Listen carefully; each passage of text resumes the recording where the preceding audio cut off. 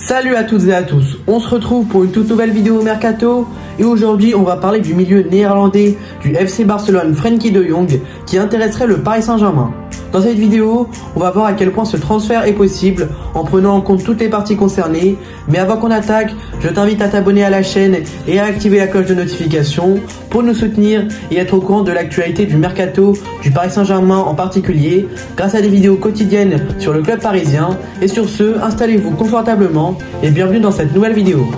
Le dossier Frenkie de Jong est relancé dans la capitale et on sait que c'est un joueur qui est suivi par le Paris Saint-Germain depuis déjà plusieurs années. L'été dernier, le PSG avait déjà pris la température du côté de la Catalogne où le Barça se disait ouvert à son départ, mais le joueur s'était opposé fermement et des questions de fair play financier avaient également conduit la direction parisienne à se retirer du dossier. Mais cette année, ce point-là ne devrait pas être un obstacle sur le dossier et à l'heure actuelle, le Paris Saint-Germain commencerait à se renseigner auprès de l'entourage du joueur et il n'y aurait pas encore de contact établi avec le FC Barcelone. Et si le PSG se penche une nouvelle fois sur le cas Frenkie de Jong, c'est parce que le profil du joueur reste très attractif. Déjà, on est sur un joueur de 26 ans avec lequel on peut se projeter sur quelques années. C'est un joueur qui se blesse très rarement et ça c'est un élément fondamental quand on connaît l'état de l'infirmerie du PSG depuis quelques années. En ce qu'il en est de ses qualités footballistiques, elles conviennent totalement à la nouvelle identité de jeu que souhaite mettre en place Luis Enrique. C'est un joueur doté d'une très bonne qualité technique qui est capable de garder le ballon quand il le faut, mais aussi de faire avancer le jeu parce que sa conduite de balle est excellente. Sa vision de jeu est également très pertinente et sa qualité de passe n'est pas à négliger. En plus, c'est un joueur avec un grand volume de jeu, capable d'exercer un pressing assez intense, il a des bonnes qualités défensives, donc a priori, il possède toutes les qualités footballistiques pour s'épanouir dans le Paris Saint-Germain de Luis Enrique. Et justement, le tacticien espagnol apprécie beaucoup le profil de l'international néerlandais qu'il aimerait voir rejoindre le PSG.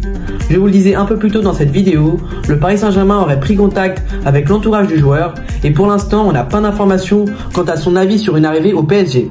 Il a déclaré au courant de cette saison qu'il voulait s'inscrire dans la durée avec le Barça. Après, peut-être que l'arrivée de Luis Enrique sur le banc du Paris Saint-Germain pourrait le faire réfléchir. Maintenant, en ce qu'il en est du FC Barcelone, la position du club catalan n'aurait pas vraiment changé par rapport à l'été dernier. Les derniers champions d'Espagne ont toujours besoin de ventes pour renflouer les caisses et le salaire de Frenkie de Jong prend une place considérable dans la masse salariale du club.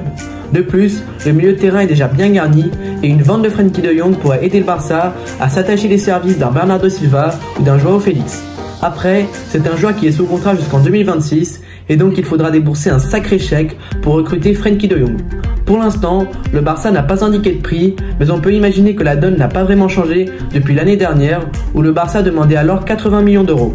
Du côté du PSG, 80 millions ça fait un peu cher, surtout quand le club a l'ambition de recruter 2 joueurs sur le secteur offensif. Donc vous l'aurez compris, on est sur un dossier qui est particulièrement complexe, on n'est pas sûr que le joueur soit emballé par le projet du PSG et son prix est assez élevé. Après on le sait, le mercato est assez imprévisible et un dossier qui paraissait voué à l'échec peut très vite s'accélérer, donc même si à l'heure actuelle on est encore très loin d'une arrivée de Frenkie de Jong dans la capitale, il faudra continuer à surveiller le dossier. De votre côté, n'hésitez pas à me dire si vous pensez que le PSG a une chance de recruter Frenkie de Jong ou plutôt si vous deviez donner un pourcentage de chance de son arrivée, à combien l'estimeriez-vous? Pour ma part, je pense qu'on est pour l'instant sur du 20%.